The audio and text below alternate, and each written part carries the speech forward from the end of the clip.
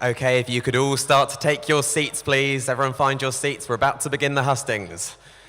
It's wonderful to see a turnover in the audience. Nice to see some new faces joining us. It just shows the interest that's taking place in all of the different races this year. So we have our two candidates for DDO. We have Big Ben Newsham and we have Ella Newton.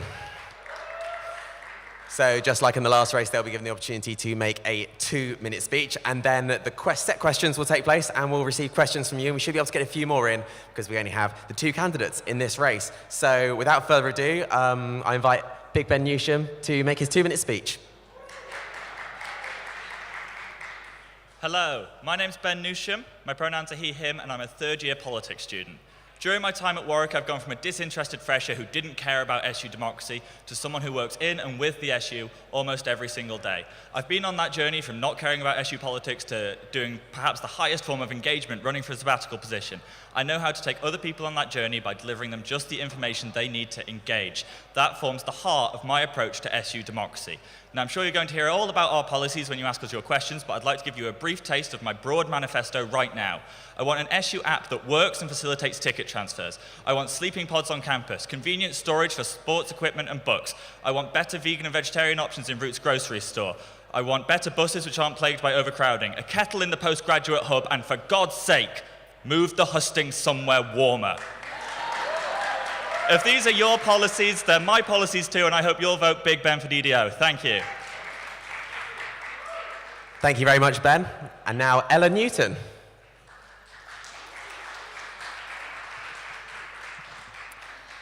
Ask the average student at Warwick what DDO stands for, and they won't have a clue. They won't be able to tell you.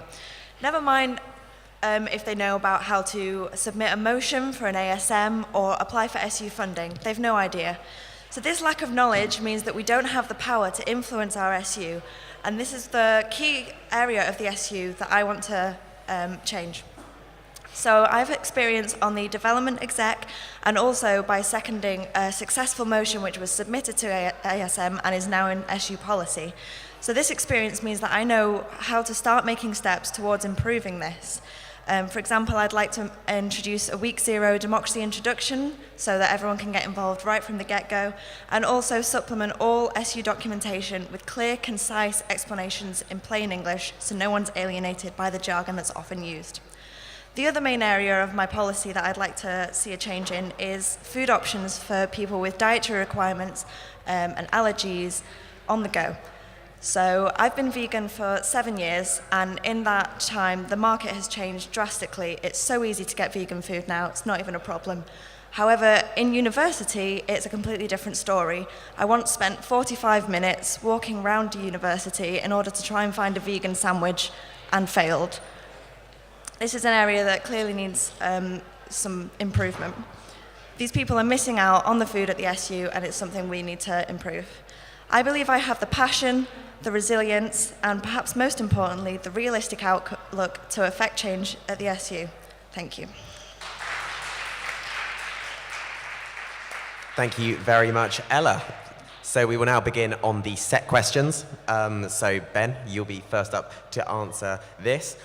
How do you see yourself balancing the dual roles and responsibilities of the areas of democracy and development?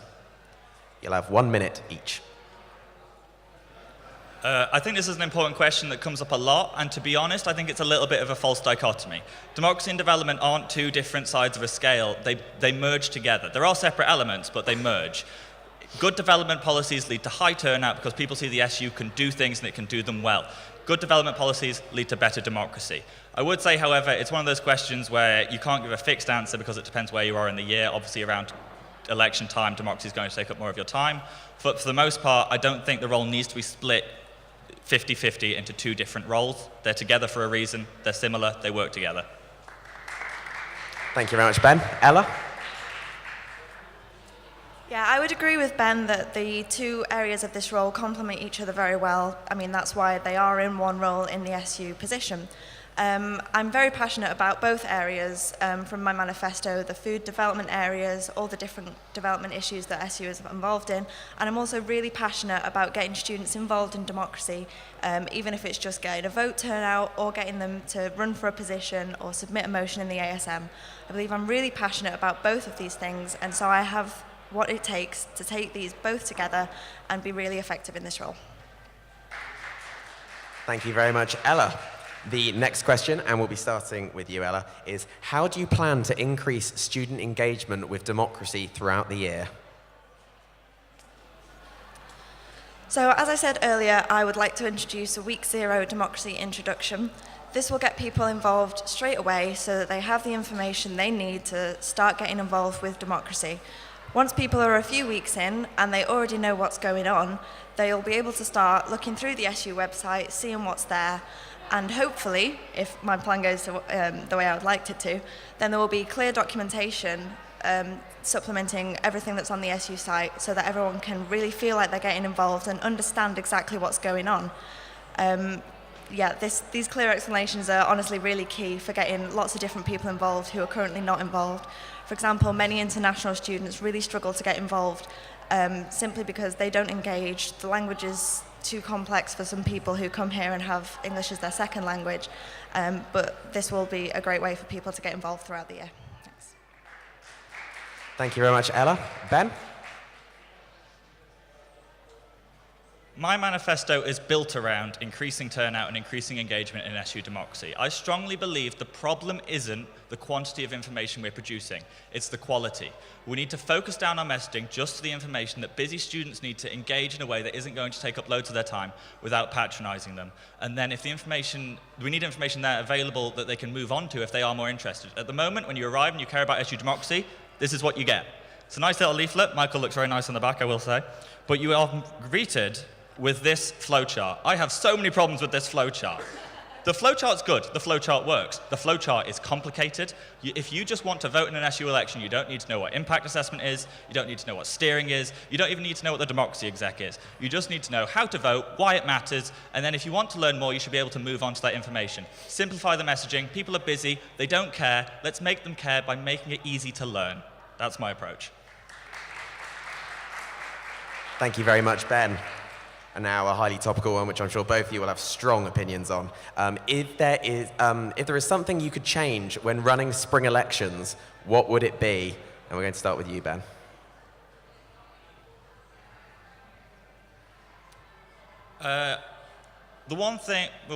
Okay, right.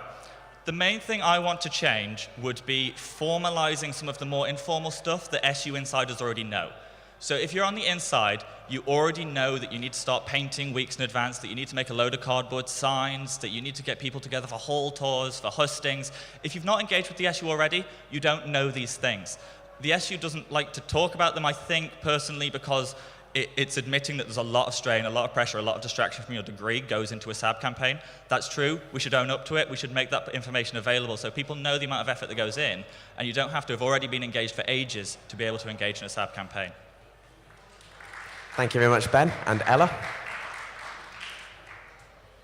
I think that the key thing that's missing from the current spring elections is information way far in advance about what every role is, what you'd have to do when you're campaigning, and what the responsibilities are as a campaigner.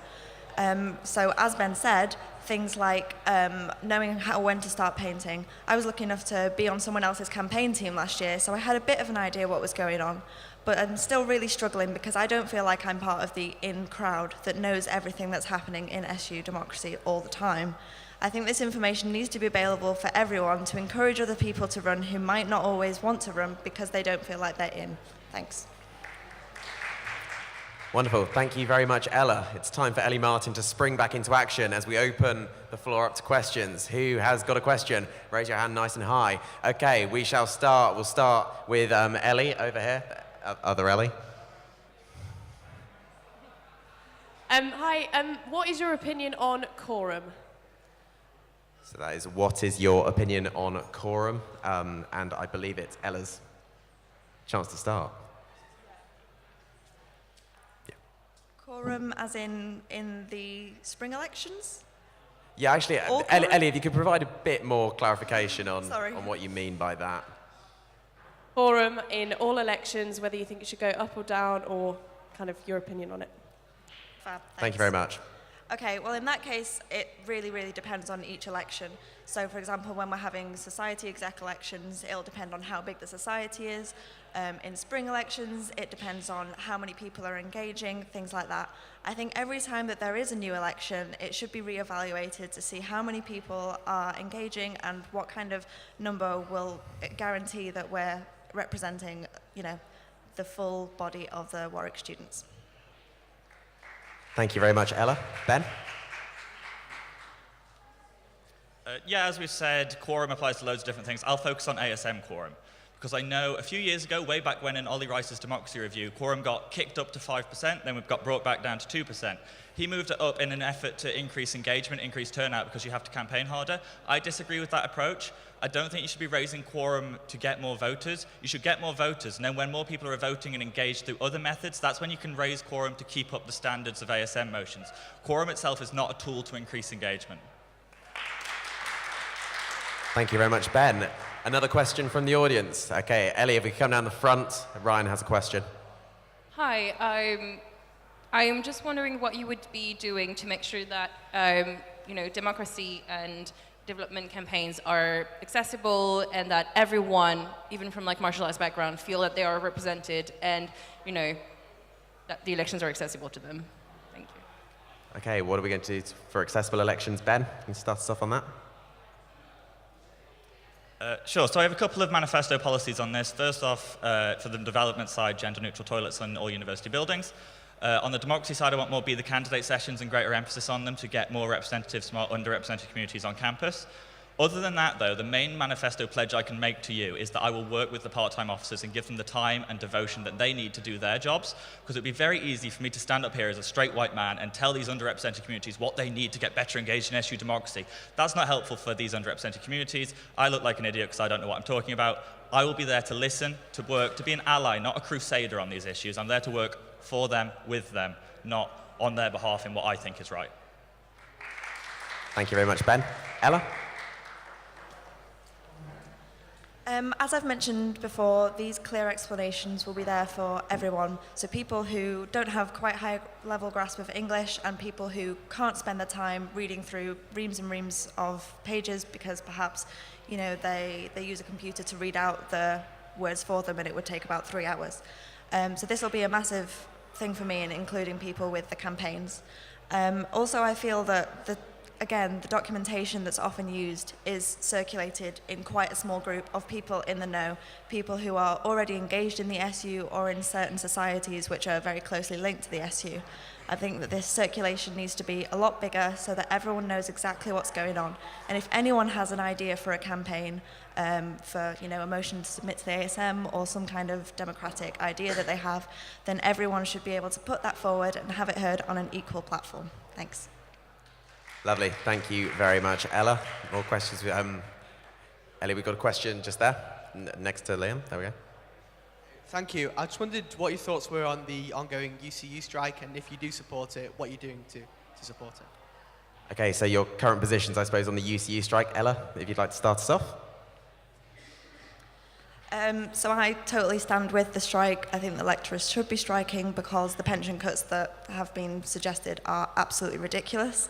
Imagine yourself in that position, then you just wouldn't be okay with it. However, I do also understand that many students are frustrated with not having their lectures when it's perhaps something that they feel they've paid for. We're paying £9,000 a year for an education and they've not got it. So perhaps the university itself should be taking a bit more of a different stance on this and considering what it can do for the students while its lecturers are on strike, as I believe they should be. Thanks. Thank you very much, Ella. And Ben? I fully support the strikes. I completely stand in solidarity with them. I think what the UK have tried to do to their pensions is completely unjustifiable in any sense of the word. In terms of what I've been doing, I've been refusing to attend lecture shout-outs on strike days because I don't think that is in any way justifiable. I'm standing in solidarity with them because at the end of the day, an injury to staff is an injury to students. Thank you very much, Ben. More questions from the floor? We've got one just at the back, Jack there. Yep. Wait. Oh, there we are. You're on. I'm on. Splendid. What exactly will you do to improve the fairly dismal food on campus? Like, what precise measures will you take? Okay, precise measures.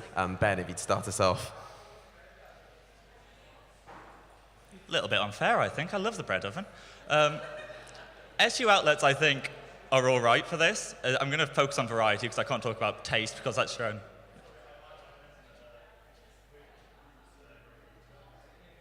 I can't hear a word he's saying. Roots grocery store. You want me to improve the food in Roots? Okay, sure. So Roots isn't a SU outlet, obviously, but the SU has power to lobby them. I think the variety of sandwiches and other quick meals and meal deals on the go is abysmal in Roots at the moment, especially since Roots generally is the place to go if you want food quickly and you want to get out to your lecture or your seminar or whatever. Food to go, you go to Roots. You don't go to Bread Oven because you end up in a half-an-hour queue. So we need a wider variety, especially of vegan and vegetarian foods available in Roots grocery store. Thank you very much, Ben. And Ella? Yeah, I'm not going to talk about the SU itself because, once elected to the SU, then the SU outlets will be a lot easier to change. However, I do believe that the outlets owned by Warwick Retail as well as Roots Grocery Store also really need addressing for their food options. So as I said, for vegans, vegetarians, for people with allergies, it can be really difficult to find food on the go on campus. So I'm going to put my absolute all into lobbying for these choices. Because let's be honest, if there's a vegan option out there, then a vegan can eat it, a vegetarian can eat it, and so can a meat eater. Whereas if a meat eater has an option which maybe has gluten and nuts in, then that's cutting out so many people. So if we have these foods with fewer allergens, which don't have perhaps as many animal products in, then that makes them more available to many people, and I think that can only be a good thing. Thank you very much, Ella. And this isn't indirect to anyone, but let's be as concise and specific with our questioning as we possibly can. If we go to John with a question. What do you feel is a bigger problem for democracy at Warwick? The number of voters or the number of nominees? The number of voters or the number of nominees? Is that the question? So by nominees, you mean candidates? Okay, fabulous. And Ella, if you'd start us off on this one. I think the number of voters is the issue that needs to be addressed because once people are engaged with democracy, once they feel like they have the passion to understand what people are standing for and actually make an informed decision and vote for these candidates, then they have this knowledge, they know what they're on about, and they'll start thinking about maybe standing for election next year because they understand more of what it's about. So I think we need to, lobby people more for voting, and I've got a few ideas on that if you have a look at my manifesto. Which in future years down the line will create more candidates for each post. Thanks. Thank you very much, Ella. And Ben? The two problems are two sides of the same coin, I would say. The real problem is engagement as a whole. You can't really separate the two. As Ella said, once people start to engage in SU democracy, they'll then go on to run for things. I know for a fact I was on several campaigns last year helping out. I know Ella helped on a campaign. I know a lot of the current SAB candidates were on campaigns. It's a good way to get involved with SU democracy. So the problem is engagement as a whole, and as I said earlier, I want to simplify the information available so people start to take part. Once you start to take part, you start to think about running, you start to think about having your face up there, you'll get involved, you might run for more positions, because at the moment, we've all seen the number of candidates running this year is a big letdown, essentially. So we need to work on engagement as a whole, getting it raised. Thank you very much, Ben. More questions? And we've got one down the front row here, just the person in the scarf. Hello.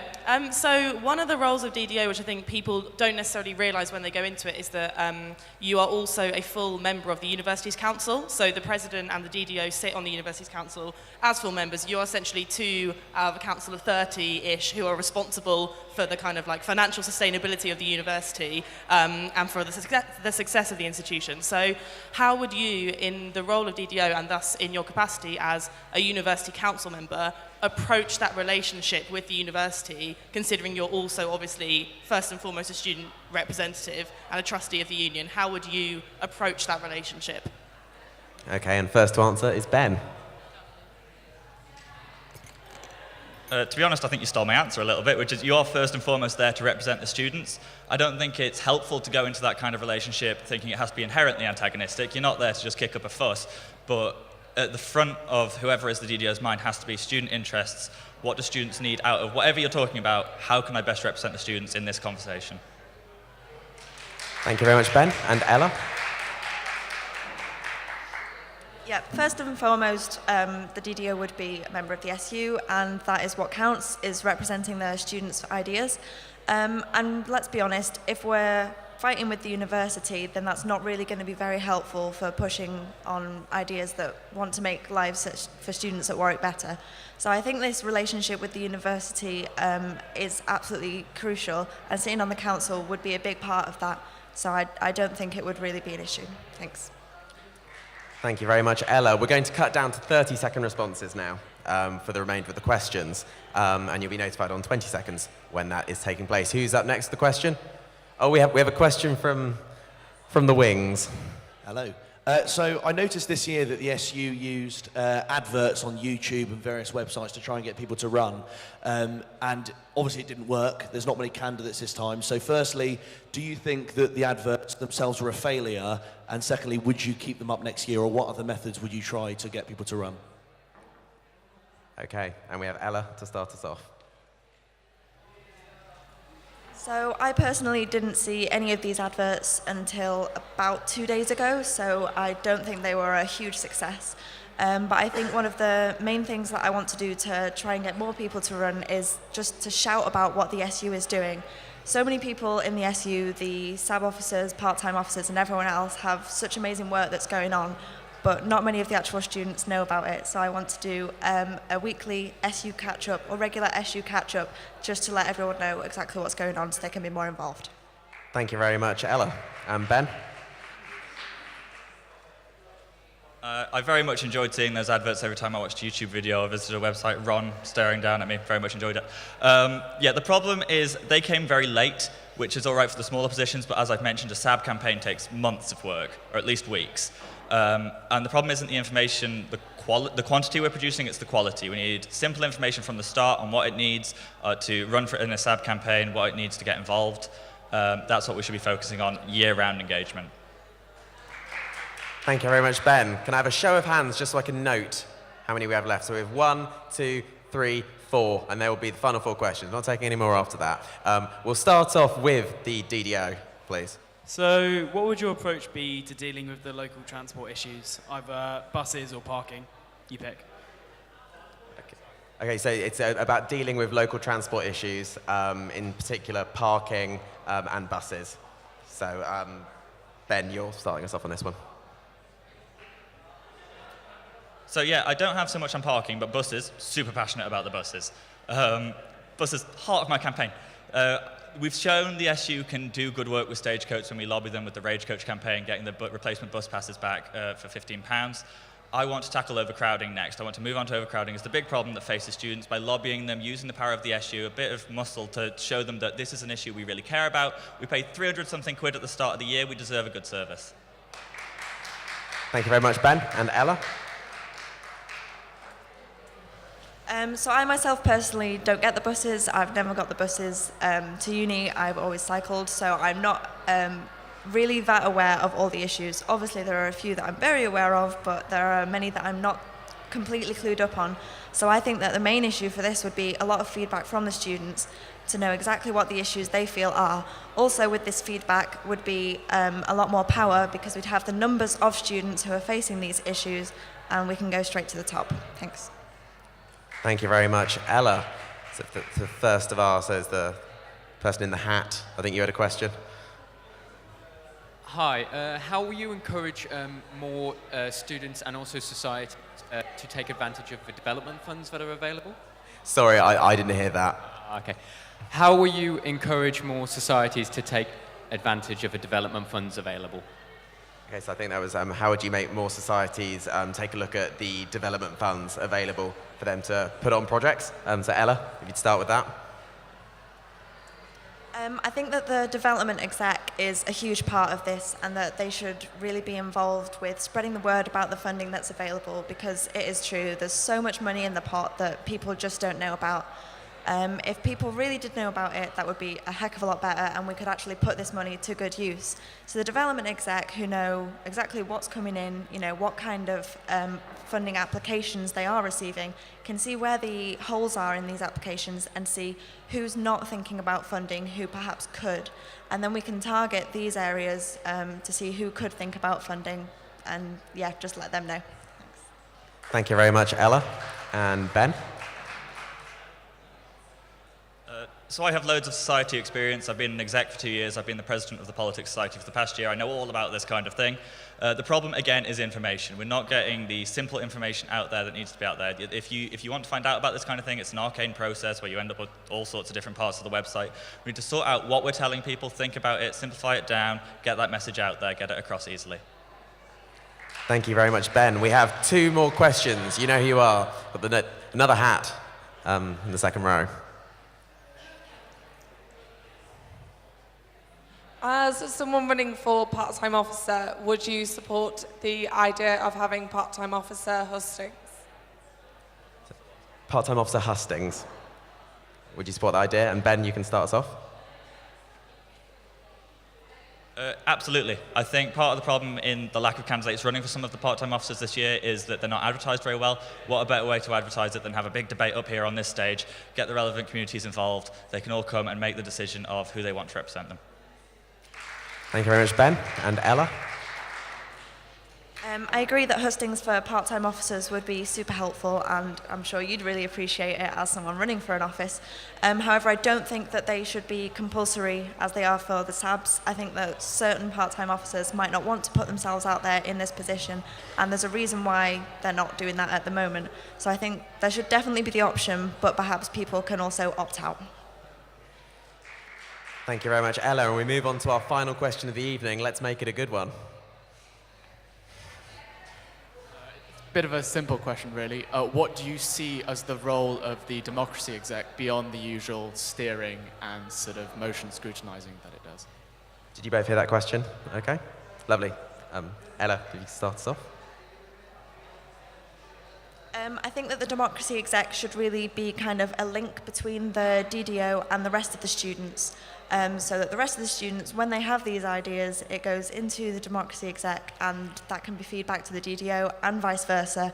It's a really important link that I think should be well established through a lot of advertising and just exposure. Thanks. Thank you very much, Ella. And Ben? As I know you are well aware, Henry, I've had the pleasure of sitting on the democracy exec this year. The problem with the democracy exec at the moment is lack of number of meetings, I think. At the moment, our entire time is taken up with steering. Steering is important, but there's so much more the democracy exec could be doing. At the start of the year, we had so much talk about using the exec to boost engagement, to get out there, to use our society links to get more people involved, and it just sort of all fizzled away. Let's focus on using the democracy exec as a way of increasing engagement. Thank you very much, Ben. Thank you all for your questions. That concludes the DDO hustings. A round of applause for our 2 fantastic candidates.